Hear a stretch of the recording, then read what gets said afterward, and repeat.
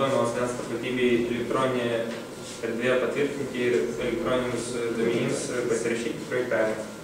Taigi, savo darbe buvo keliami darbo tikslai suprojektuoti ir pademonstruoti mobilaus parašo panaudojimo asmens tapatybei elektroninėje erdvėje patvirtinti ir elektroninius duomenims pasirašyti pavyzdį, palyginti Omnitel ir Bitė technologijos ir galimybės. Taigi, savo darbe aš išsamiai išnagrinėjau Omnitel ir Bitė technologijos ir jų siūlomas paslaugas.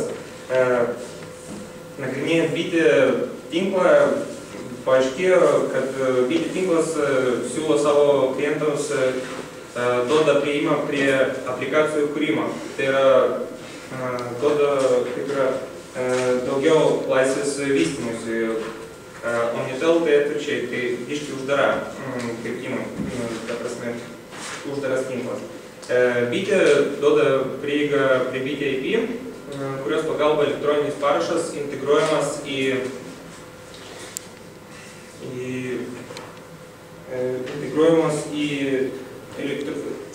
paslaugų teikėjų sistemas. Taigi, vartotojas, kuris naudoja mobilų parašą, atlieka kelių lygių autentifikaciją. Pirmas, kuris čia nepavaizduotas, tai visų pirmiausia, tai prisijungiam prie mobilaus telefono įvedamas PIN kodą. Antras, tai kai užtakoma kažkokia paslauga, mobilaus ryšio operatorius klausia patvirtinimo, klausia vartotojo, kad jis patvirtintų savo tapatybę. Tai jis prašo įvesti autentifikavimo kodus, tai yra PIN kodas. Po to yra trečias žingsnis, tai yra, kai parašas įvykdomas ir patikrinimo parašo duomenys. Tai čia yra tas punktas. Patikrinimo parašo duomenys sertifikatų centre su viešu raktu. Ir paskutinis, tai dar tikrinimas sertifikato galiojimo laikas. Sistemos ir darbo vietos maketo aparatinės ir reikiamos programinės įrangos sudarimas. Aparatinė dalis susideda, mano praktinė dalis susideda iš kaip darbo vietos, kurie yra kompiuteris asmeninis, kuriame Windows operacinė sistema sukomplikuota su testavimo ir emuliavimo programomis. Taip pat serveris, kuriame buvo patalpintas tas tinklaraštis ir mobilus telefonas su SIM kortelė. SIM kortelė ir turintis du sertifikatus. Programinė įranga buvo sudaryta iš WordPress turinio valdymo sistemos, kuria pagalba buvo sukurtas tinklaraštis. Po to SmartTrust čia taikymo aplikacijų rašymo instrumentas, tai SmartTrust WAC Wireless Application Creator ir hash programos formavimas, tai Halka. Taigi čia yra mano kaip darbo schema. Kaip aplikacija susideda iš to, kad aš sukūriau reklaminį tekstą. Tekstas buvo sukurtas kaip wordinis dokumentas, patalpintas į kompiuteris, po to patalpintas kaip į internet. Ir man reikia jį tą wordinį dokumentą, kaip parodyta, pasirašyti mobilų telefoną ir padaryti kaip savo reklaminį svetainį, kad įvyktų publikacijas. Taigi, to reklaminio dokumento padarimo hash santrauka, kaip dokumento santrauka.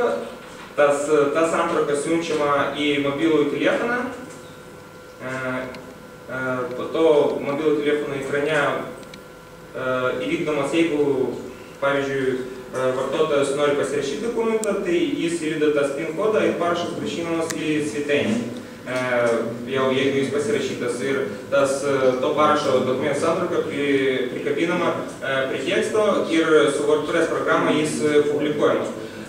Deja, visą tai bandymą aš norėjau padaryti su Bitė parašu bitio kartelė, bitio tinklų ir mobilių parašo naudojimo.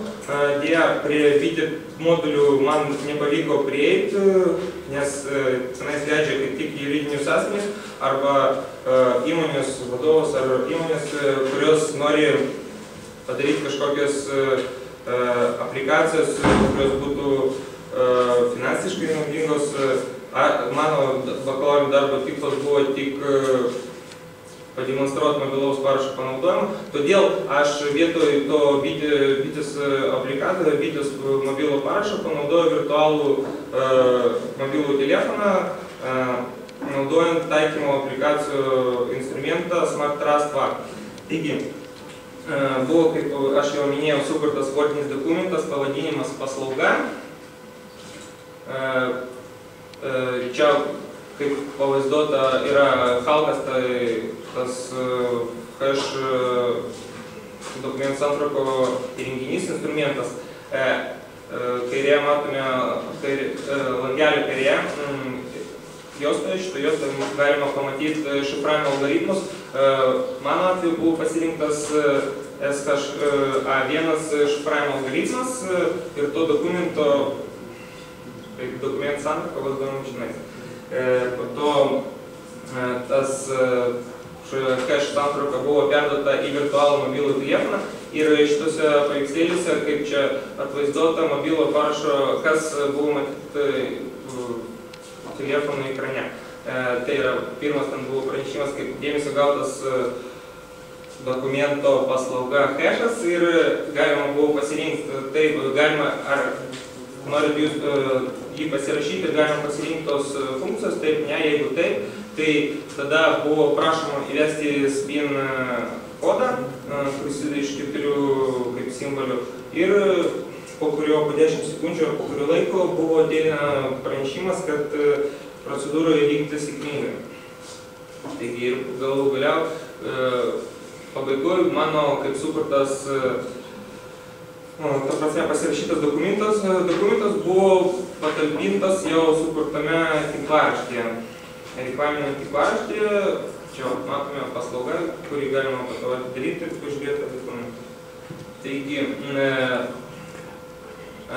taip pat aš įsigijau, norėdamas daryti tą savo taikymą aplikaciją su bitio parašu, bet dėja nepavyko prieiti prie tų modulių, todėl vis tiek aš, kad parodyti, kad bitio kortelę ir su mobiliu parašu panaudoju, tai aš e-paslaugos LT portale užsakiau pažymą apie savo kaip šeimos padėtį, registrų centre užsakiau padėtį apie šeimos pažymą apie šeimos padėtį. Viską prisijungimą ir kaip tos pažymos patikimas, užsakymas buvo įvykdomas su mobiliu parašu. Irgi, jeigu komisija norės, tai irgi tą parodysiu. Ir čia pavaizduota tas, kad galima pasirašyti tokius dokumentus ar pranešimus su bitio kortelė. Taigi, sistemos analizė pagal mano sukurtą aplikaciją galima, jeigu būtų prieiga prie bitės modulių, galima sakyti, kad galima laukti partnerystės su bitė sukurti tokį svetainę ir po to pagal jo bitės teikiamus programos principus įdėti.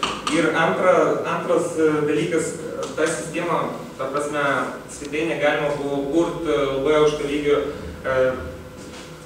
programavimo kalbą PHP, ta svetainė būtų kaip jau tobula, ten sujungta jau ta kalba, bet tam kaip ir žinių pritrūko ir laiko. Tai va. Ir išvados, reiškia pasakyti, kad savo bakalaurinio darbe buvo suprojektuotas ir pademonstruotas mobilaus parašo naudojimas asmens tapatybei elektroninėje erdvėje patvirtinti ir elektroninius duomenims pasirašyti pavyzdys, taip pat išnagrinėtos Omnitel ir bitio technologijos ir padarytos išvados. Viskas, ačiū. Studentas nukentėjo.